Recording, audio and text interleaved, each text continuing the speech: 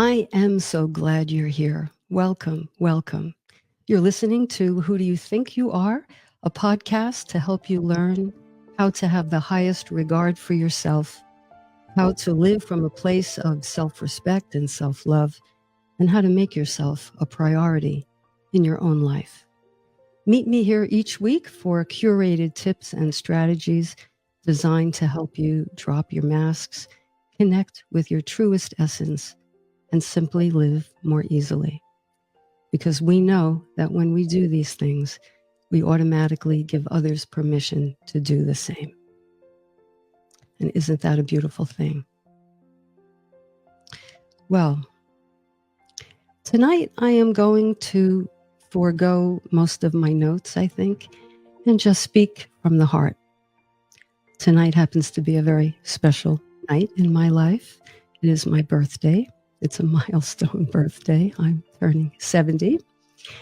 And, I have moments when I have to kind of wrap my head around that number. So it has been a time of reflection for me. I've been thinking about my life, and my thoughts automatically turn to my parents and my mom in particular on this night. My mother, Grace Duca. And you may have heard me tell this little story before, but although this is my birthday and this is the date on my birth certificate, I was actually born after midnight on the next day, so December 16th. As my mother was being wheeled into the delivery room, she was already thinking ahead that the cutoff for kindergarten was December 15th. And she was afraid that I would I would lose a year. And so she must have said something out loud, and her nursing friends, my mom was actually a nursing supervisor on the maternity unit of the hospital where I was born, Hackensack Hospital. Her nursing friends must have heard her and took it upon themselves to, I guess, alter the time of my birth so that I would not miss a year and start kindergarten late. So I celebrate both days, but this is the day that I think about my birthday. So I dedicate this show to my mother, Grace Duca, and all that she meant and means to me. She's been gone now about 20 years, but is ever present and in my heart daily. Tonight, I want to talk about not only my own birthday, but I want to talk about the birth that each of us is given to, perhaps every year on the anniversary of our birth. Certainly during this time of holiday season, many people believe this is a time of birth and rebirth. So I'd like us to give some thought to who it is and what it is that we want to give birth to within ourselves. But first, a few minutes about my mother, Grace, so that I could let you into my own evolution, my own birthing process, and what I hope to do in my rebirth. And if you're listening live and feel so inclined, I welcome your comments, your questions, your thoughts, your insights. I love it when this is interactive. So please feel free. And if you want to mention anything about your mom in the chat, by all means do so. We wouldn't be here without our parents, would we? Without our mothers to give us life. So Grace Duca was a very interesting woman. She was I call her a maternal smoothie, because she was really a blend of many characteristics, some of which were opposite one another. She was born in Arkansas. She never met a stranger.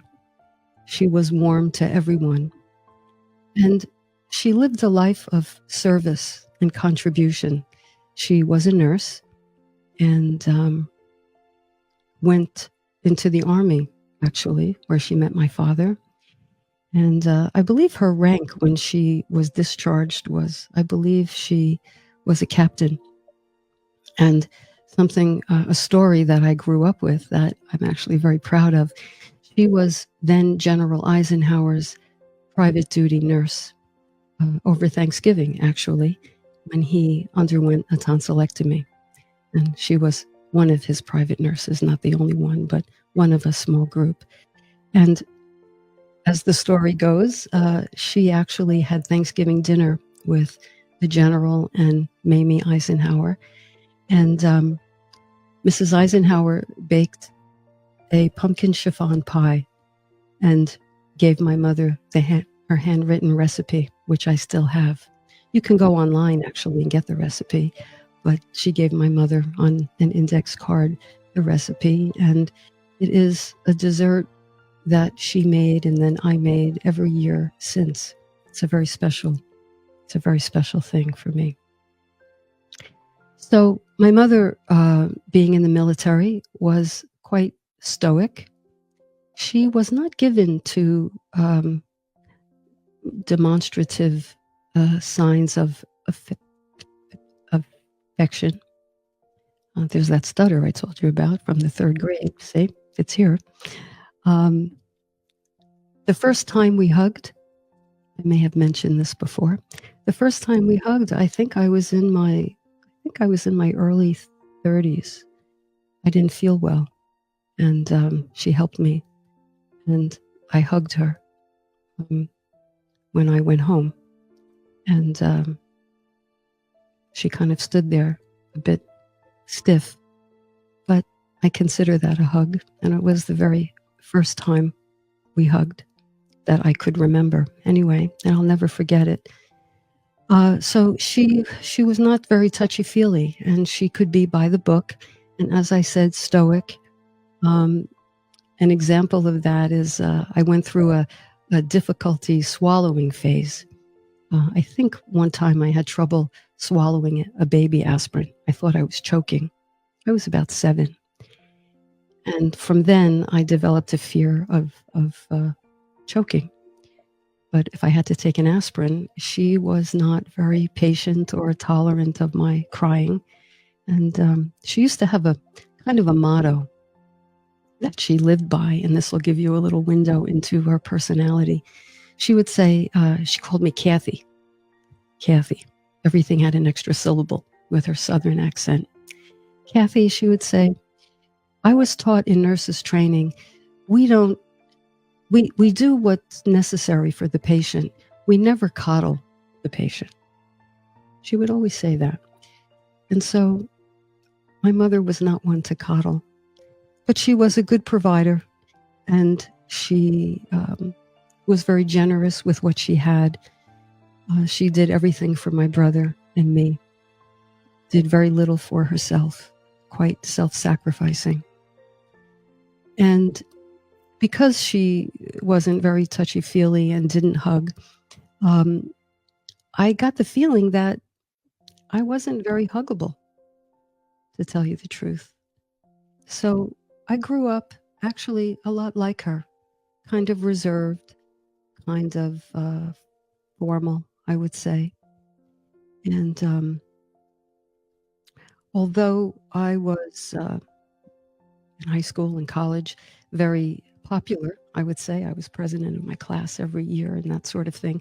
I was very popular and very outgoing, but if you tried to get close to me, that just couldn't happen. I didn't know how to do it. And I had walls up and masks on to protect the part of me that felt unlovable. I couldn't have expressed it in these terms back then, but looking back, that's exactly how I felt. Well, if she didn't hug me, I must be unhuggable. Who would want to hug me? So I thought that I was valued for other qualities. I thought I was valued for, I guess, my intellect and my sense of humor And I would try to have an air of some kind of polish about me. And that's how I got through life. And those are not very huggable qualities, but I thought they were admirable ones. And, I still think they are. So growing up, who I was from my mother was like her. I became a leader in many ways. Like her, I became very interested in other people, became interested in how they were, if they were happy or not. I'm sure it's a large reason behind why I decided to do this work and become a psychotherapist. I love being in service. And I was distant and emotionally detached and likable, but again, not someone that you could kind of necessarily warm up to. So as I think about my birthday and I think about all the years I've been alive, I think about who I was before I examined who I was. And what helped me give birth to a different Kathy, a Kathy who I think became more approachable, more open, less defended, less walled off, was the work I did on myself in psychotherapy and with my minister and practitioners. I learned through simple trial and error. I learned that the parts of myself that I thought were unappealing, the parts of myself that I thought were embarrassing or shameful, actually, these were parts that I kind of disowned. But in therapy and with my minister, these aspects of my persona came out, and to my amazement, they didn't hurt anybody. They didn't set anybody running. I was accepted by these individuals for not only who I was, but for who I thought I was. I was accepted for the unlovable person I thought I was. And in that atmosphere of unconditional love and unconditional regard, I felt safe.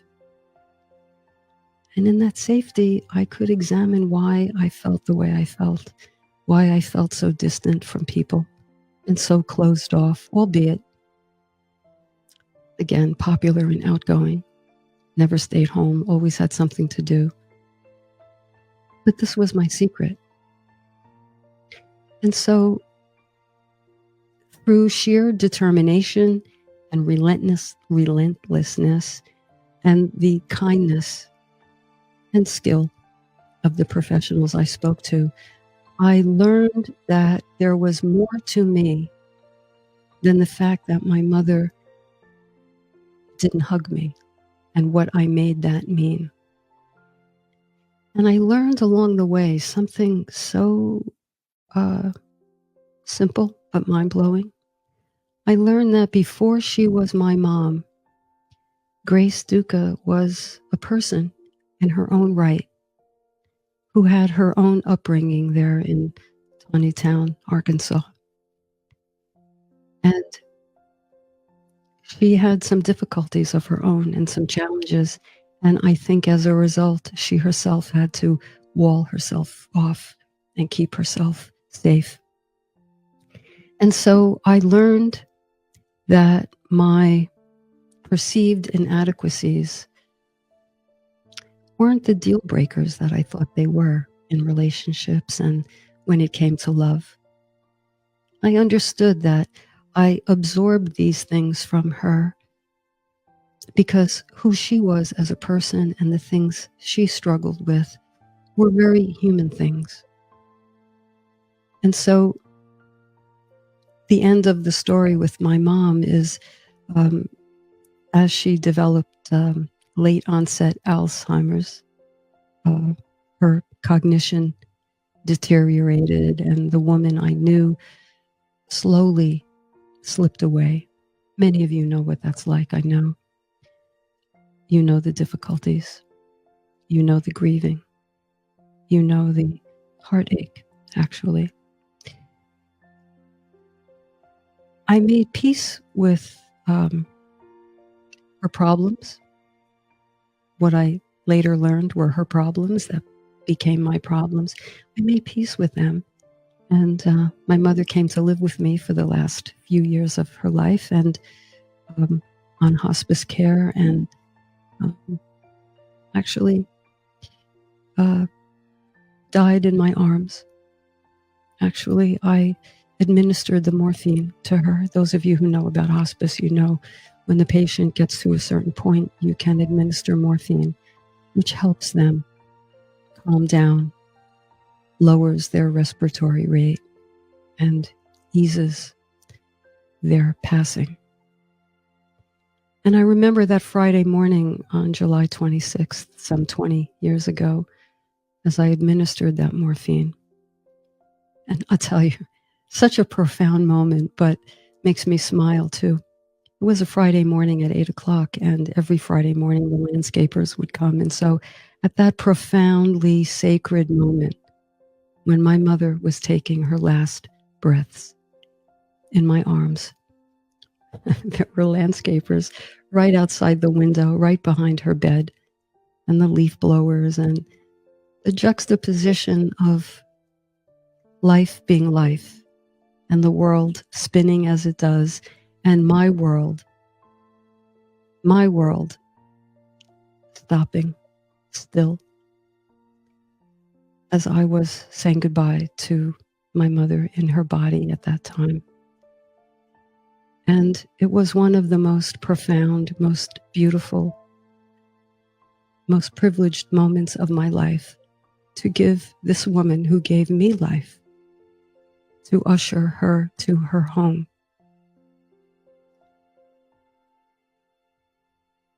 Thank you for being in this space with me as I reflect on that.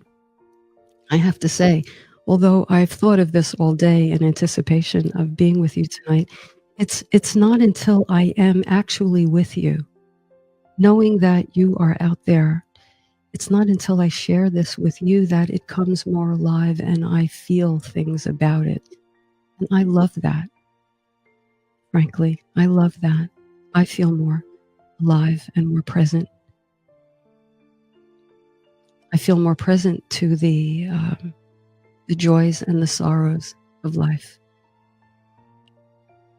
And so that moment lives in me always.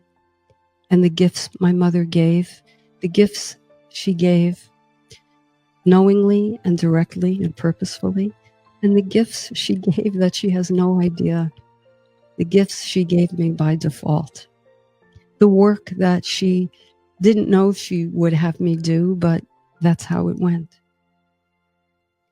And so I am filled tonight with gratitude and love for this woman who birthed me. And I am filled with gratitude to everyone who helped me usher in, everyone who was a midwife to the Kathy I've become. I have profound gratitude and respect. And so I'm seeing in the comments, Wayne, life's sparkling wellspring. Isn't that true, Wayne? Life's sparkling wellspring. And Janine, thank you. I feel your love as you say you're right here with me. I know that.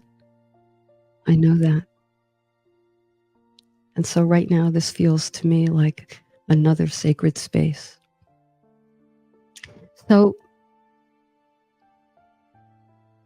that's who I was, and who I have been able to give birth to is someone who honors herself. I really feel like I do that now, not as a destination, but as an evolution, as a process. I can honor myself now. So when I say this podcast is about helping you have the highest regard for yourself, I mean it. I mean it. Because having a high regard for yourself is honoring yourself where you've come from, where you're going, and everyone along your journey, actually. Living from a place of self-respect and self-love, I feel, is everything. Making ourselves a priority is important because our lives are important and living them well is important. So I've become someone through introspection, through psychotherapy, through my work in this teaching, religious science of mind for me. I've become someone who is a little kinder, a little less worried about the exterior, a little more living from the inside out, a little more forgiving of myself, and by extension, a bit more forgiving of others. So that's what I've birthed in myself. And on this day, December 15th, and tomorrow, the 16th, I will give thought to what I want to give more birth to or rebirth. A few things. I want to have a lighter step, actually. I can be very intense. And I like that, actually, about myself. But I could use a lighter touch sometimes. So I hope to be that for myself and my partner and those I meet, my clients. I hope to be more present. I hope to be less reactive. I hope to not have other people's moods dictate my own. Not that they do that, but I allow that. I hope to allow others to have their own sacred space and their own moods while I have mine. I hope to continue to have agency for myself and self-determination while I honor those very things in other people. So I have more work to do on my 70th birthday. And I have a lot more living to do and a lot more practice to do and a lot more self-forgiveness to do. So these are my reflections. I'm noticing something in the chat here from Patricia. Patricia says, "Happy pre-birthday, Kathy. Surely she loved you your whole life. But when did you realize she loved you?" Well, that's a question. That's a question, Patricia. You know what? I'm going to answer it. Forget what I said about a lighter step. I'm going to answer it. It's a little bit heavy, but I'm going to go there. You ready? So now this might sound a little out there, but here we go. I'll make it snappy. So a couple of years ago, I was diagnosed with breast cancer. I'm perfectly fine now. Stage 1A. And I needed surgery and some radiation.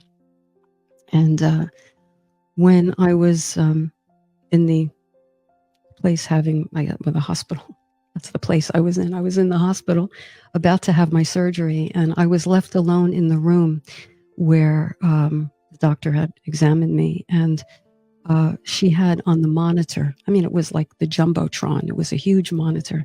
And she had my little breast tumor up on the monitor. And of course, it was very enlarged. The tumor itself was itsy bitsy, the head of a pin.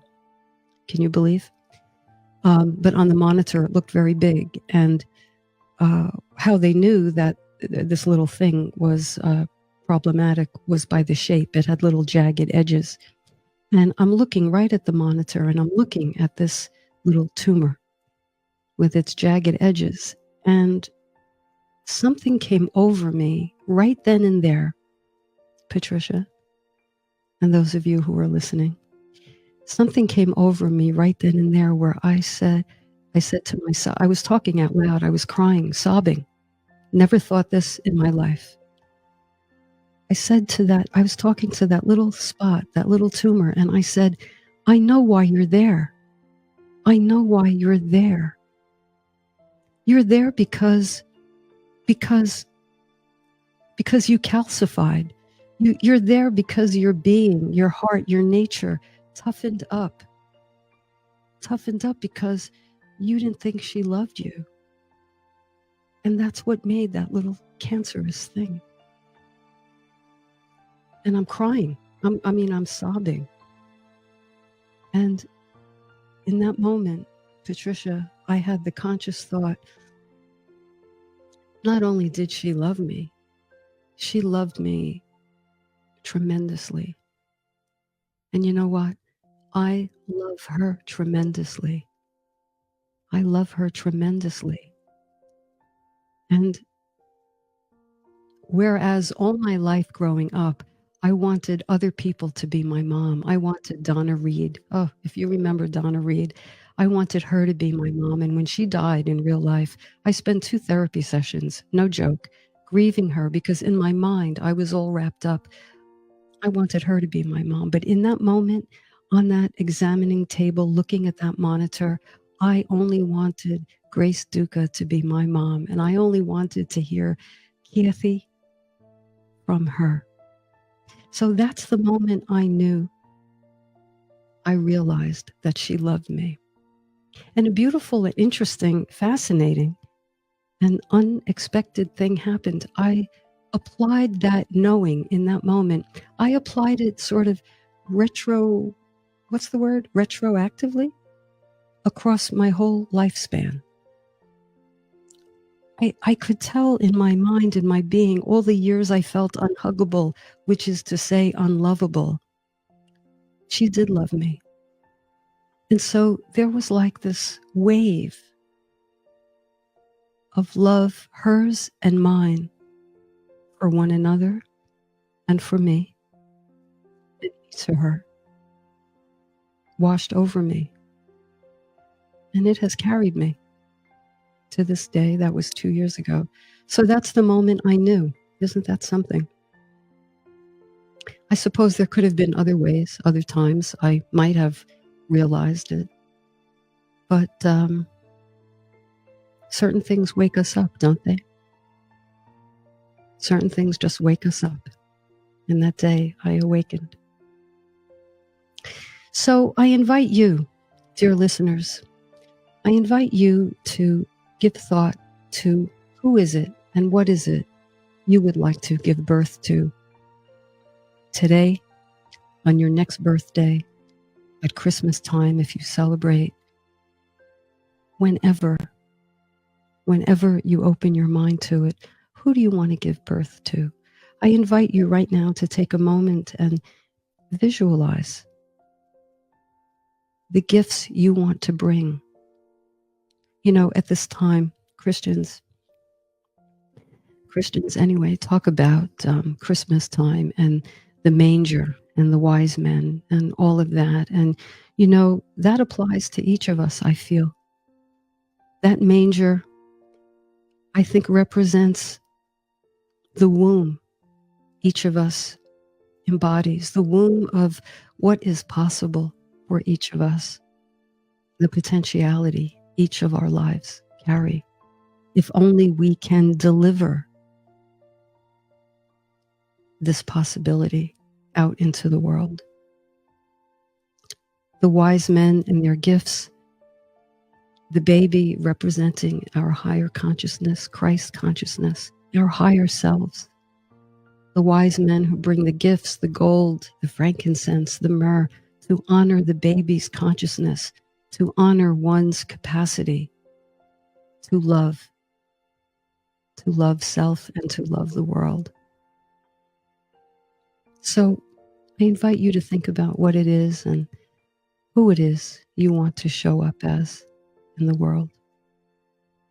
Do you want to be kinder, gentler, more tolerant, more forgiving, more awake, more chill, more curious,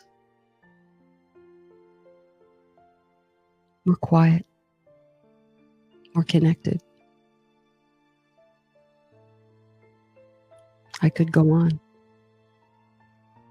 You see, I believe if we don't consciously and deliberately think about our rebirth, If we just allow ourselves to go on autopilot, the world is going to have us.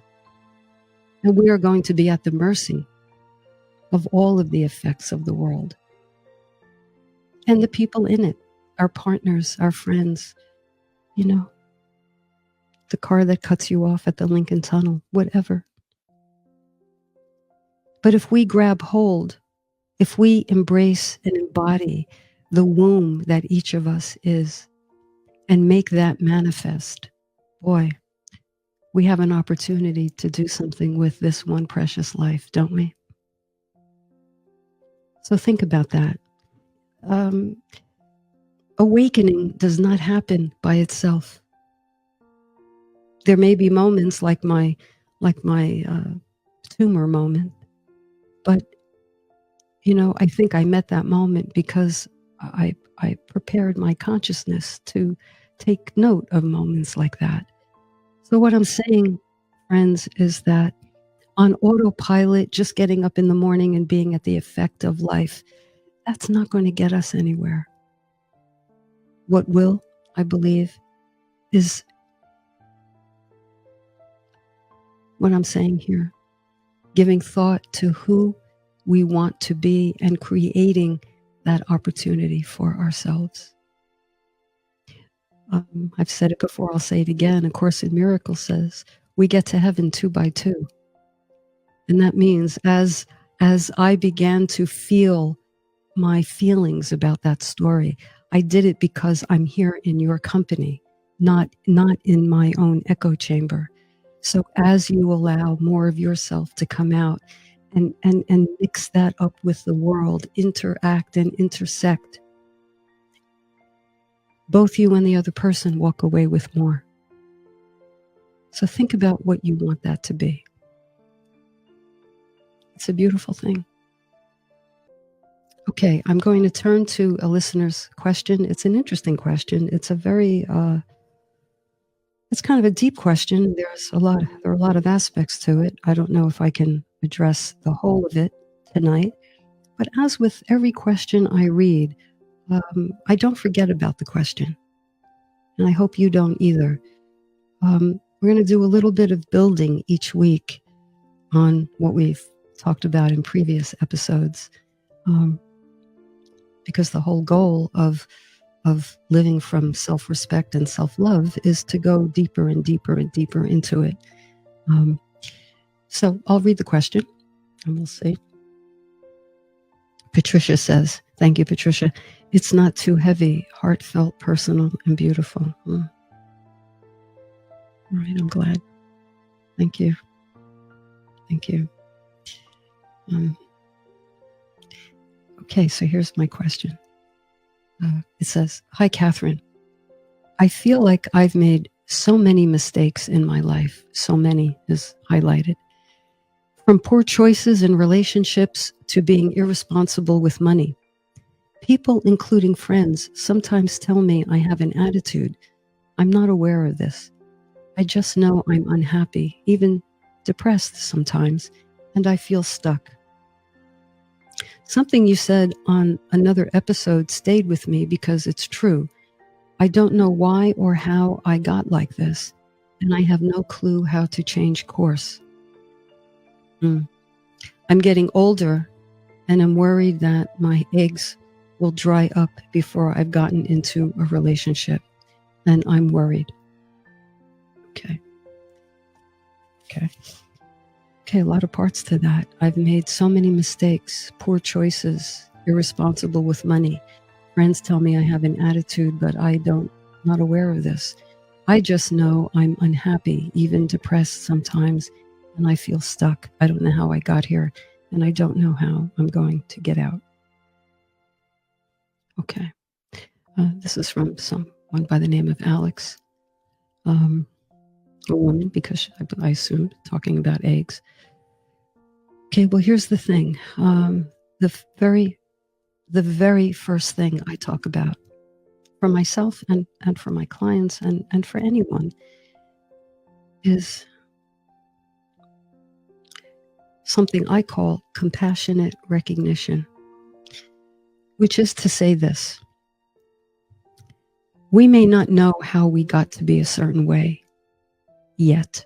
That takes exploration and introspection.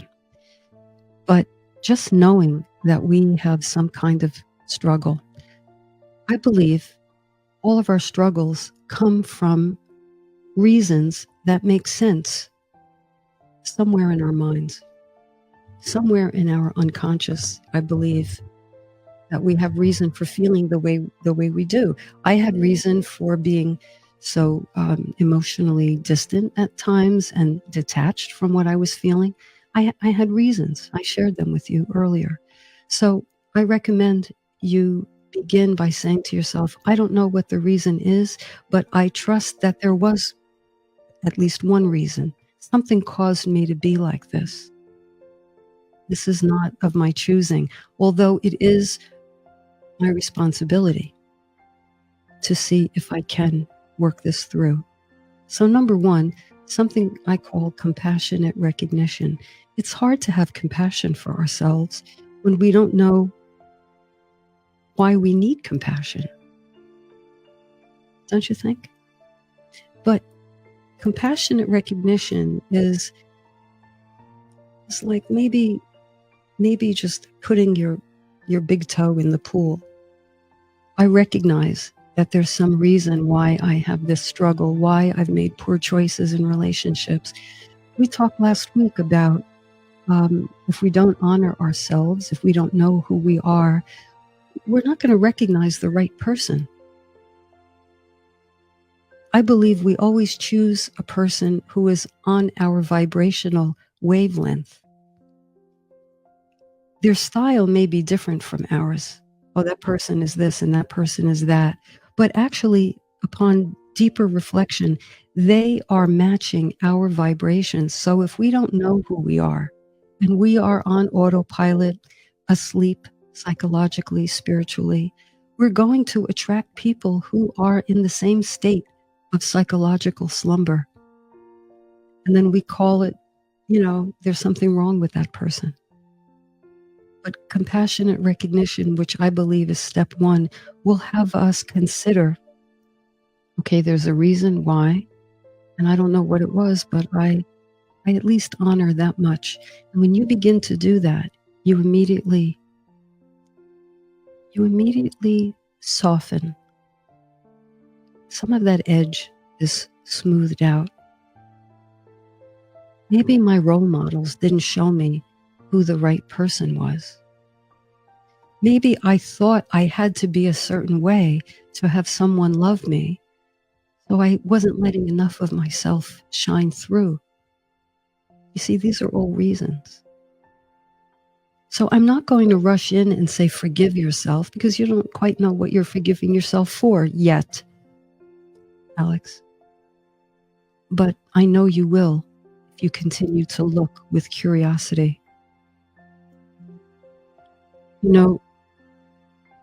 Our role models were probably very well intended, but flawed. Our parents were flawed. And we took those flaws and we often made them about us, because that's what children do. Parents are the way they are because we're the way we are. And if we have a problem with them, well, maybe it's because we're not good enough or smart enough or a good girl enough or something like that. So we make it mean something about us and we interpret it down. We interpret it as an inadequacy. So what I say as step one, just give yourself that room.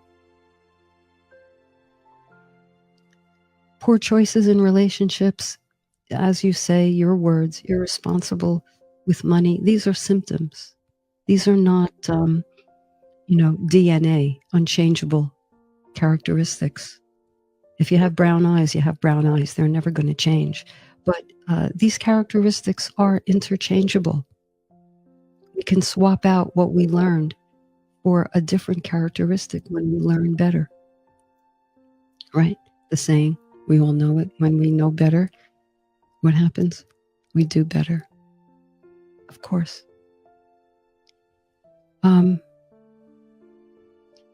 Just you reaching out to get some input, in this case, happens to be mine, is an important first step toward being curious about yourself and interested about yourself. And good for you, Alex. I congratulate you, because here's the thing that happens. This is so fascinating and so impactful. The minute we say, I have this problem, and hopefully we all learn to say, I have this problem, as opposed to, I am this problem. I have this problem with money. I have this problem with whom I get into relationship with. The minute we say that, something happens. We become bigger than the problem itself. Our I am consciousness is larger than the problem.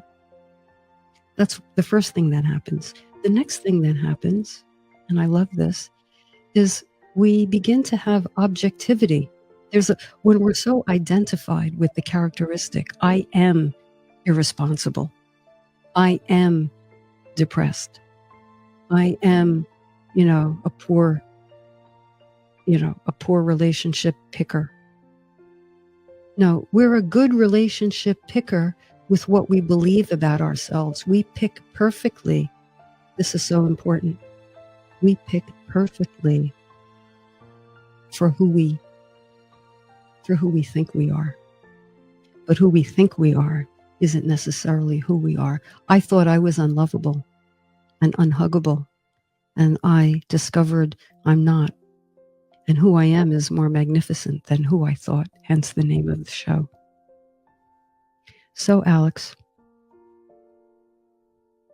by asking the question, you give yourself more room to inquire, to lean into it. And that, my friend, is a good thing. So I thank you for your question and your disclosure, and I'm going to hold on to this question as I do all the others, and we will be weaving this in and revisiting and building upon that answer. That's step one. And about the eggs, listen, I get that. I really do. I really do. I'm going to tell you something you already know, and that is pressuring yourself isn't going to help. But I'm not going to tell you not to feel that way, because that's the least helpful thing I could say. I'm going to ask you and invite you and encourage you to bring your attention slightly over here and lean into that question. What did I learn? What messages did I absorb? When did that happen? What did I make of that? What did I think of myself? And by that redirection, you open a portal. I said last week, the door opens from the inside only. This is how it's done. This is the first step. So, even though I've taken that step 1,000 times in my life and I've opened a door, there are more doors for me yet to open. And so I'm going to do this work along with you, Alex, and lean into my questions and hit my growing edge and see if I can get beyond it a little bit. So we're going to be doing this together. And I hope those of you listening will also join in. Because as we end this weekend and as we end this time together, I hope we can feel a connection to each other. Just something in the ethers that says, we were all on that podcast. We were all listening. We were all, I don't know, maybe some of us were tearing up at the same point. And so let's bring one another with us into our week. Let's not be, what is that expression? Let's not be the tail wagging the dog. Is that what I want to say? Let's not be at the effect of everything. Let's be as rooted as we can in our own convictions, our own values. Okay, let's not get thrown. Let's be like, as Carole King says, that young tree in the winter time. I'll learn how to bend. Let's bend. Let's bend. Let's give ourselves that permission, and let's give one another that permission. So those of you listening live tonight, it's Sunday night, it's almost 10 o'clock. Perhaps you're ready to drift off. As I say each week, if you have any worries, Alex, If you're worried here, and you are, let it go just for tonight. Let it go just for tonight. It'll be there in the morning. You'll come at it fresh. Maybe you'll re-listen to this podcast and refresh your memory. And let's get a good night's sleep tonight. I said I went to see White Christmas last week, and I think the last line, or one of the last lines, was this, and so I'll leave you with this. It says, if you're worried tonight and you can't sleep, count your blessings instead of sheep. I know I will. And one of my blessings near the top of the list is this podcast, is this wonderful station, is the producer of this show, Reverend Michael Mangus. Thank you, Michael. Everyone who's had a hand in me getting from the hairbrush in front of the mirror to you tonight, I thank. And lastly, I say, Mom, if you're listening, thank you. Thank you for having me. Thank you for giving birth to me. Thank you for worrying about kindergarten. And thank you for loving me my whole life. I love you more than anything. You're listening to Who Do You Think You Are? I'm Catherine Duca, your host. I will see you next week, my friends. Be well. Know that you are loved. Good night.